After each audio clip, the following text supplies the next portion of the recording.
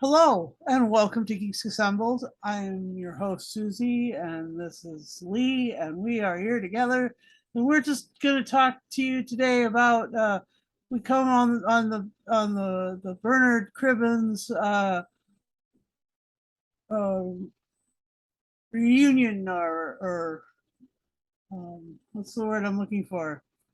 The uh, the reminder of how wonderful Bernard Cribbins is, and will be. Too bad this last week that we lost him, or a week ago, week and a half ago. Anyway, just sad that we lost him. He was so cool. He was just a great guy, and so I chose to do a something with him in it. And it's not like a retrospective. It doesn't have everything that he ever did in it, all of his appearances on the show or whatever. But in this case, it's an audio adventure where he and Sylvie, where he as Wilfred Mott, and Sylvie Noble, who and Donna and the Doctor come together. And so this is the 10th Doctor Adventures Volume 3 from Big Finish, our favorites. And yeah, there you go. There it is. And it's there are three separate stories. He's in the first one, like pretty much the whole thing. And so that's really that was the hook that got us into listening to this one all the way through this recently. And so but um with me, Lee is here, and I just wanted to find out, what did you think of the three-part audio adventure of the 10th Doctor and Donna? Well, I'll just start by saying about Bernard Cribbins. Oh, please. Yeah, I'm sorry. He he was a British institution, Uh-huh. um, from childhood memories of, for me personally, watching him from, say, the Railway Children movie, the Water Babies movie. Um, then you had him telling stories on Jack and Nori. It seemed like he was on it forever. Um, but you also had him in other programs. He, say, Doctor Who. He also appeared in Space 1999. Uh-huh. He appeared in the original Last Detective, Uh-huh. the role what Peter Davison took over years Later later. on, yeah. Um, so it's not. He's been in movies. He's been in TV and theatre. So he for me. I mean, he's the voice of the Wombles when I was Uh-huh. growing up, in the 1970s. Um, so he worked non-stop, Uh-huh. and it was a sad day when it was announced he'd passed away. I mean, he lost his wife only a year ago, I think it was. So he lived another year without her. And it was nice to see. Only, what was it, 2 months ago, he was filming for the 60th anniversary Doctor Who specials for next year. So they're most probably the last things he ever did. So we will have to wait. Oh no, A, really? yeah, yeah, Oh, that's so amazing. Oh. yeah. So we've must wait a year for we see Wilf in action. Um, but yeah, he was a British institution, and you saw by all the people tweeting about him and writing about him on all the social media. He Oh, was so well loved. yes. It was just a Mr. Nice guy. Yeah. Yeah. Uh, uh, he was, yeah, sorely missed, but as I say, we're going to talk about him in this first story anyway. As Wilfred Mott, a well-loved character, of course, in Doctor Who. It's so well loved. He's so he was so engaging. Oh my Yeah, god. but also This wasn't his first fling with Doctor Who, though, was it? He was in the 1960 odd movie with Peter Cushing. With Peter Cushing, so he's like the touchstone between uh Peter Cushing's Doctor Who and William Hartnell's Doctor Who. So it could be that the the Peter Cushing movies were just Wilfred Mott dreaming this whole thing up and putting himself in there. And also, Wilfred Mott was mostly dreaming of all the Carry On movies he was in as well. Okay, all right, it's true. But let's get back to this, shall we? Yeah, so that's my little tribute to Bernard Cribbins. Yeah, this Adventures, 10th Doctor's Adventures, Volume 3, say 3 stories. Story 1, No Place, it was called by James Goss, where you've got Donna, the Doctor, Wilf, and Sylvia, in a house getting made over by a TV. Is it a TV series? Yes. Haunted Makeovers, I think it's called. Yes. So you've got a haunted house, and they make over the house. Mm-hmm. So it's all done by the host talking to the camera, interviewing the family, and talking about what would be good in this room and that room, and but it's a deep dark secret, and it is quite spooky, atmospheric, and very comedic, which always works with Donna and the Doctor on TV. Yes. And it works so well on audio as well. So it is a good story, this one. And then I'll just skip to the next one, and then the next one, then we'll. It's story 2, 1 Mile Down by Jenny T. Colgan. Is on another planet this time. It's not set on Earth. What's it? They're in. I'm just reading it here. Underwater city of Balarasi. That was the name. Where kind of like Atlantis. Yeah, but it's a historical, like a museum site, where you're taken round guided tours of this place, patrolled by the Jadoon. Patrolled. But nothing's right with this place, because it's sort of falling to pieces. And they're underwater in this dome, so what could happen? The worst things could happen. And then you go to the last story, The Creeping Death by Roy Gill. In London, 1952. We're back on Earth. The Smog, set in a real life event, what actually happened in 1952. Yeah. And back then, Smog was a killer. But to add to this, you'll have sort of an alien influence within the fog, which kills, and it does kill. Yeah. And this is quite an eerie one as well, So you've got 2 eerie, spooky ones, and one sort of futuristic one. Yeah. And for me, the 2 eerie ones and spooky ones are the better 2 of the 3. Oh, okay. Not saying the second one's not enjoyable, but I always go down the spooky horror. Anyway. You do. So, yeah, I enjoyed all 3. As I say, it's good to have Wilf in one of these at the beginning. The way he seems to understand and know more than the Doctor seems to do. Yes. A wise old man. So, yeah,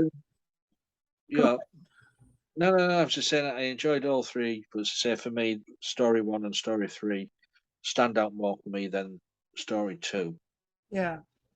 But that's my opening thoughts anyway. So back over to you. Okay. The thing that was so interesting about the way the Bernard Cribbins was in he actually did some Big Finish before this, and he did it and he was, but he wasn't playing wolves, but like this one he played wolf, and he talks about on the little end things on the interviews, he talks about how he really loved the character, how he really and then you get the other actors deep love, deep affection for him. Just telling like the whole thought, the whole thing with like the producers and the directors and everybody saying that he just twinkles. He just absolutely is mesmerizing, and he just draws the attention. He actually steals scenes from you know important moments from other actors because he's so great, and like that's just fun. I mean, it is fun that he's able to you know pull pull the attention away, even on an audio. And he was talking about how it was reminded him of all this radio that he'd done. And I just love that. I just think that that's just, he's really great anyway. My tribute to him is that I just, you know, I am just so stoked that he was part of the show, and that I got to see him do some really amazing stuff before I knew who I was looking for and all of this other stuff in the Wombles and everything earlier than that. I mean, in the fact that I'm an American, I wasn't actually a privy to the super amazing, kind of actor that he is before Doctor Who, and so I had to wheel back time and go see what he'd done before, and he did a lot. He was just amazing. I mean, he was in so many things. He was in Space 1999 and stuff, and that's it's just fantastic. Anyway, so yeah, I'm glad that we had to listen to this, and I thought that the first story was hilarious. The fact that there was that that Donna and the doctor were supposed to be a young married couple, and this was mother-in-law of the doctor, and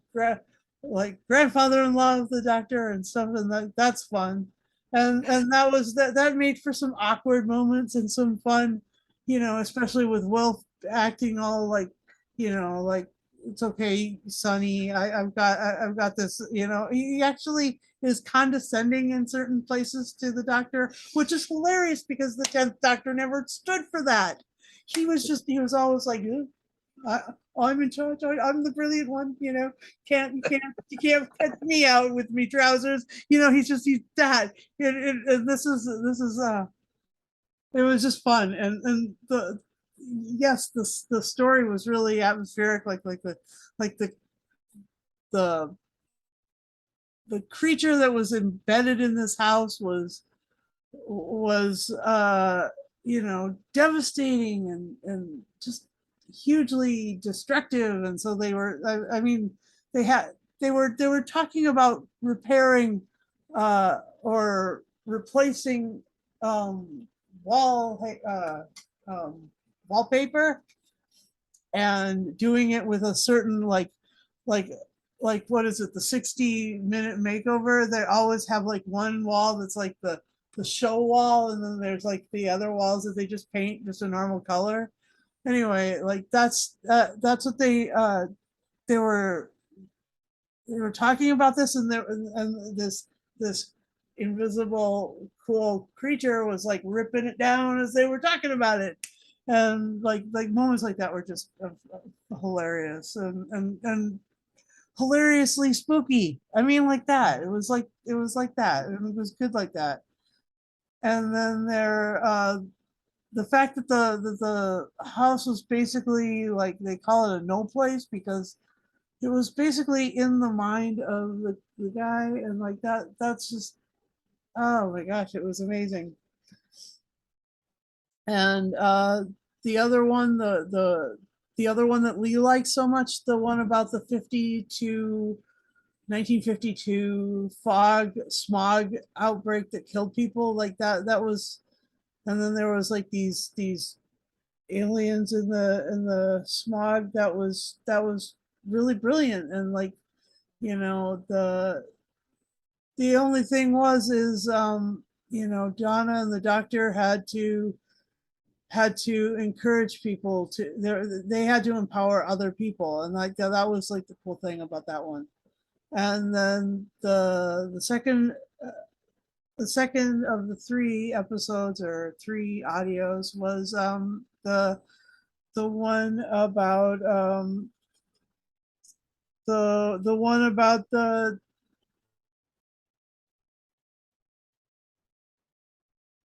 submerged museum piece of a city like Atlantis, like a city that basically was sunk for a lot of different reasons. But yeah, and um the fact that the Jadoon, I mean the cute back and forth about, you know, oh, it's a hippopotamus, no, he's a rhinocerid, he's a space rhino, okay, okay. So I mean, like, and we've been getting a lot of Jadoon stuff, and like, oh my gosh, let me hang on, I got this thing. Okay, it's I can speak to you in some Jadoon from this. Oh my god. Hoko no Totro. That is, let the doctor do what he wants. Oh. Oh, and then there's Toho Rodo Toho Rodo Go, and that is take me to your leader. So Oh. I had preserved some of those because I was interested in sharing with you my great ability to speak Jadoon. Can Anyway, you do Klingon as well? no, No, I know. I'm sorry. And you can't even say I'm sorry in Klingon, and you can't. But you can't also, you also probably can't say it in Jadoon. So anyway, um, I really liked the fact that the Jadoon were like protecting the thing as it's falling apart, and if it falls on you, that it's your fault because you touched the antiquity. That's hilarious. I mean, Unbelievable. that was the thing that made it you know, not quite just, you know, straight out or horrible.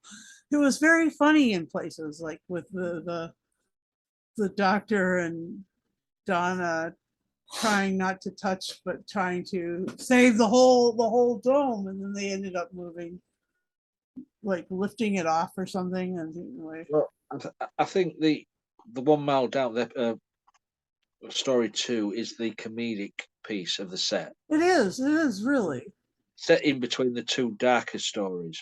it is, yeah, that's right. And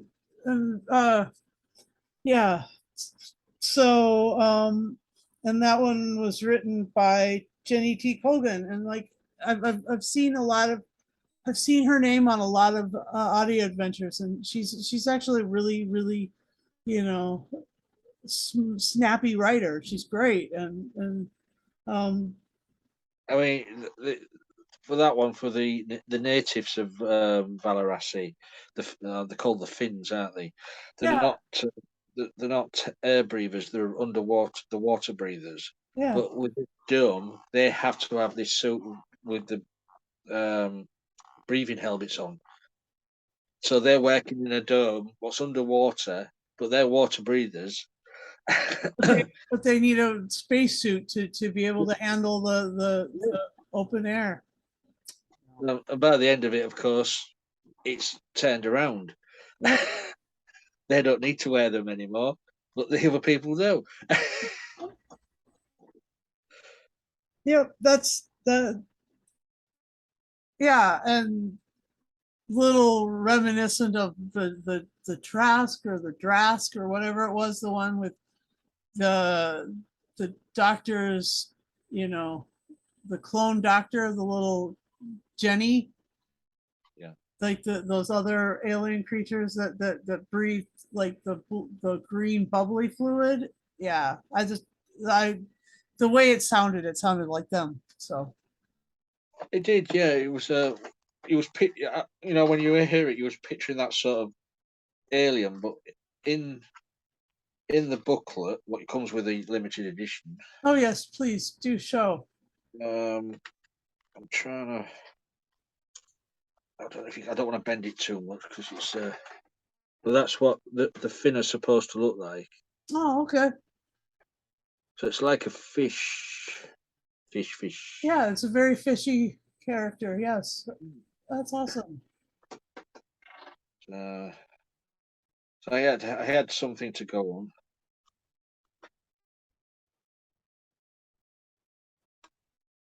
Uh, but yeah, for me, I mean, it's a good story. Yeah.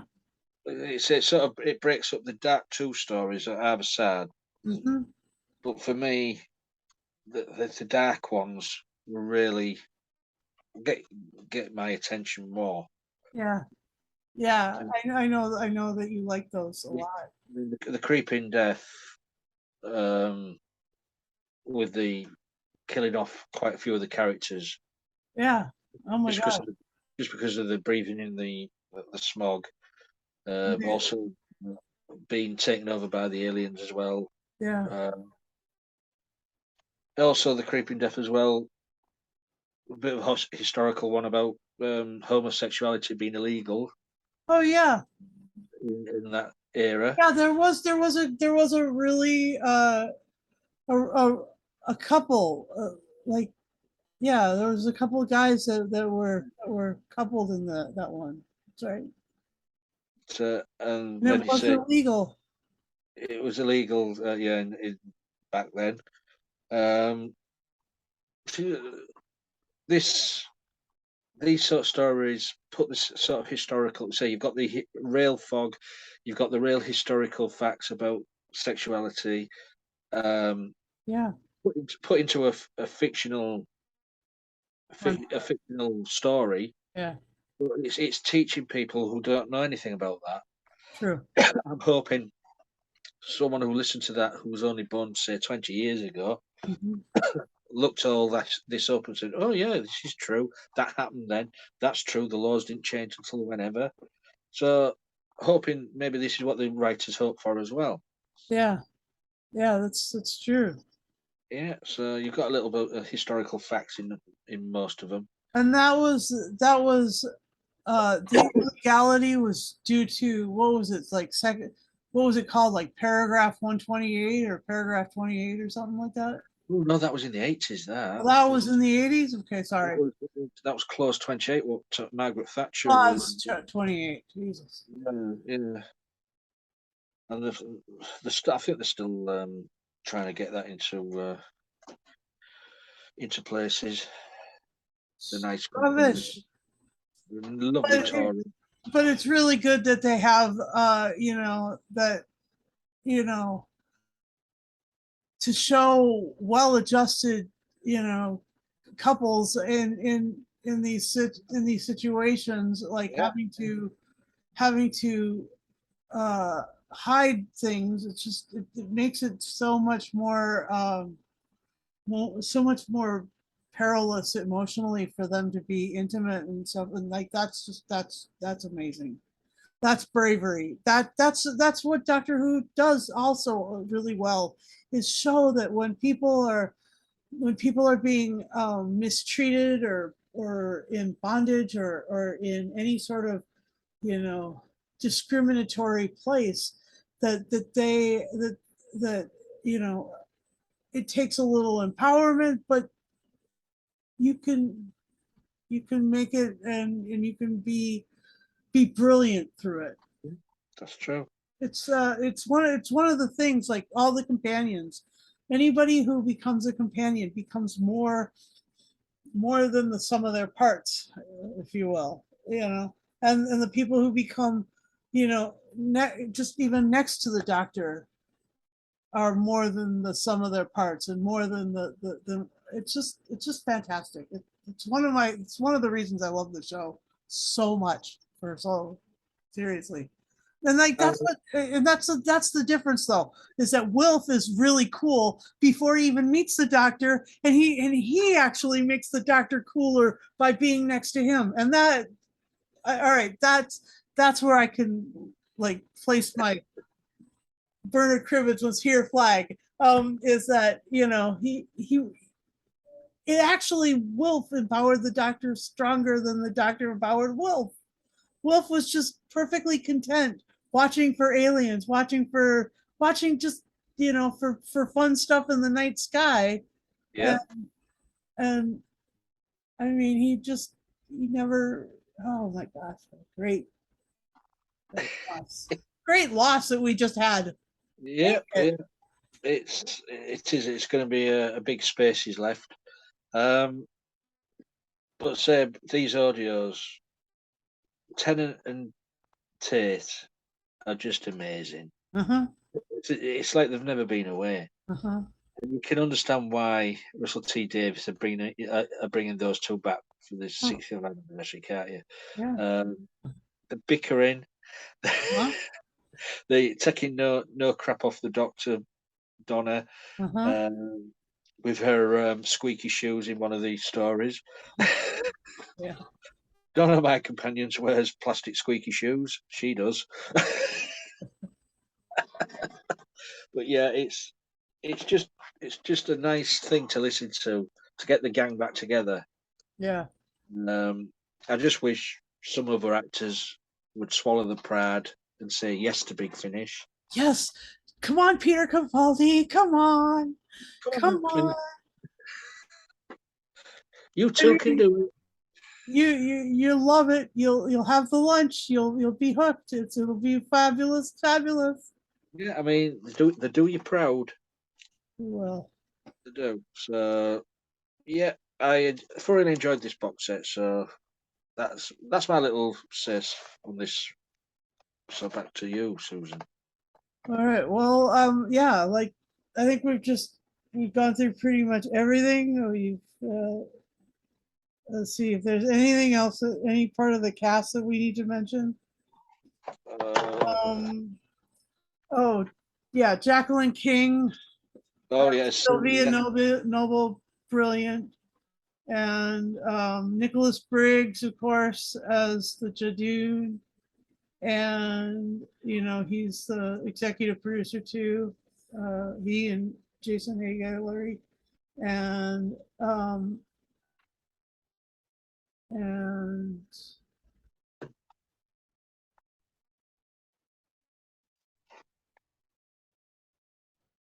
well, the rest, yeah, Ricky Aola as Andrea, Kieran Pugh as Richard Cooper, Lauren Cornelius as Ivy Clark, and Stephen Critchlow as Malcolm Wishart, and Eleanor Crooks as Patricia Derbyshire, obviously named after uh, the Derbyshire who wrote the theme song and did some of the music for Doctor Who and the sound effects and stuff.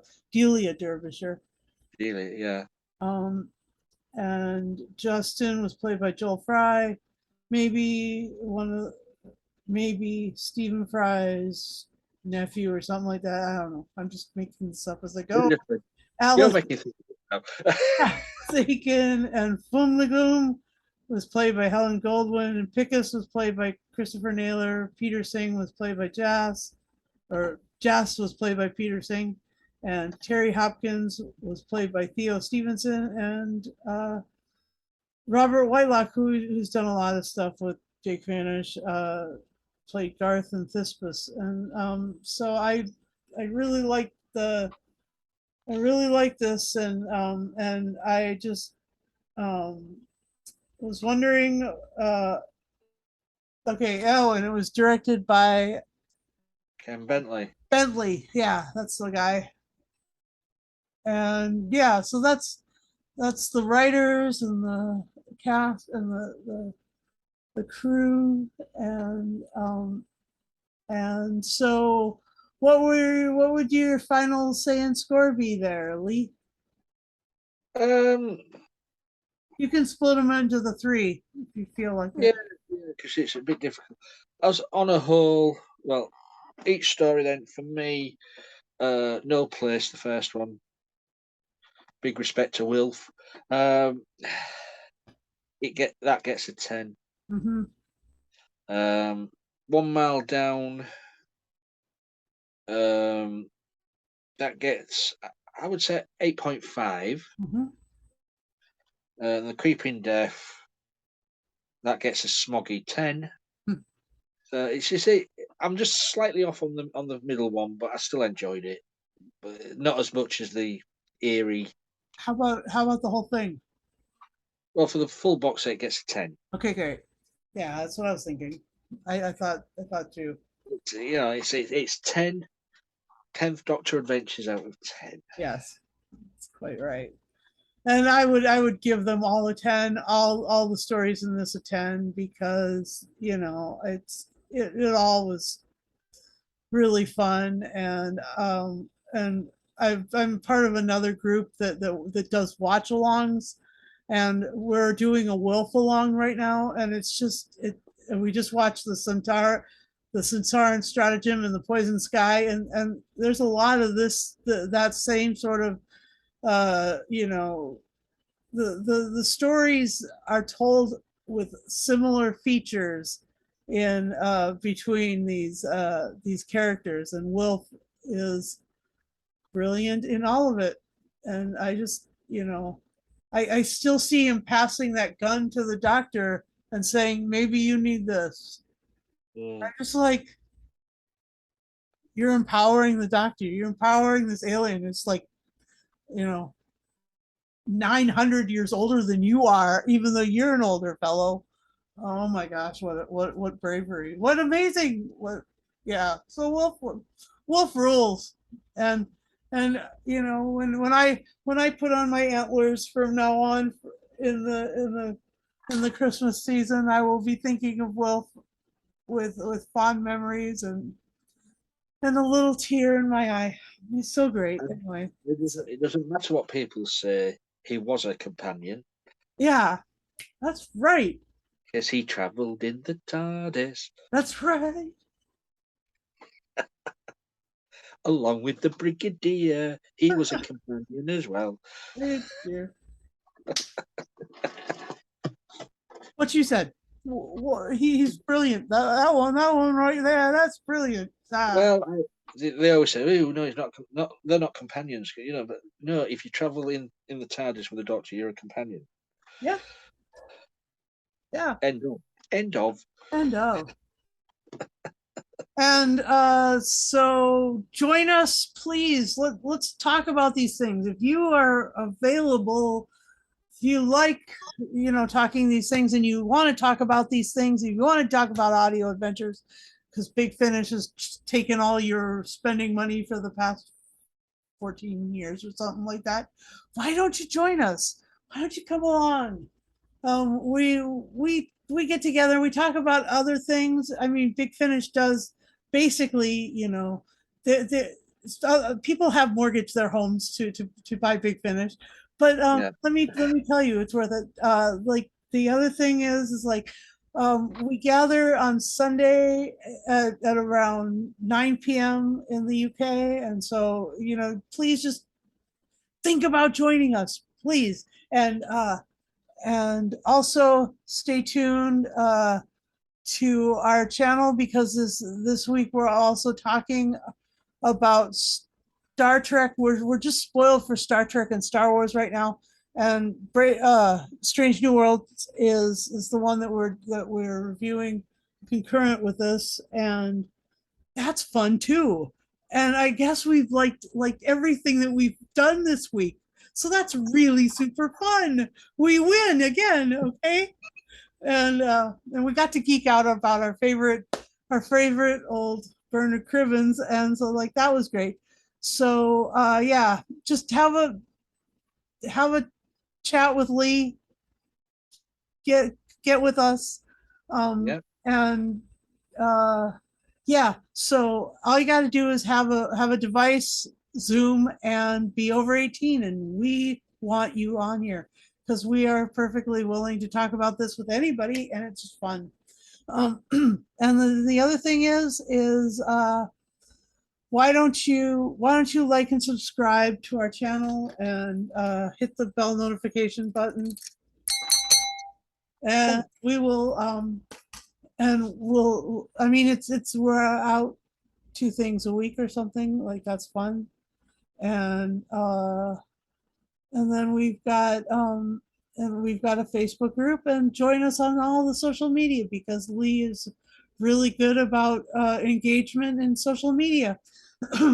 Yours truly, I'm not as much anymore, but he is brilliant. So let's get together on social media and just talk about this stuff. And Oh, yeah. Yeah. and thanks for watching Geeks Assemble podcast. We really appreciate your watching. And yeah, see you in a week. Alonzi.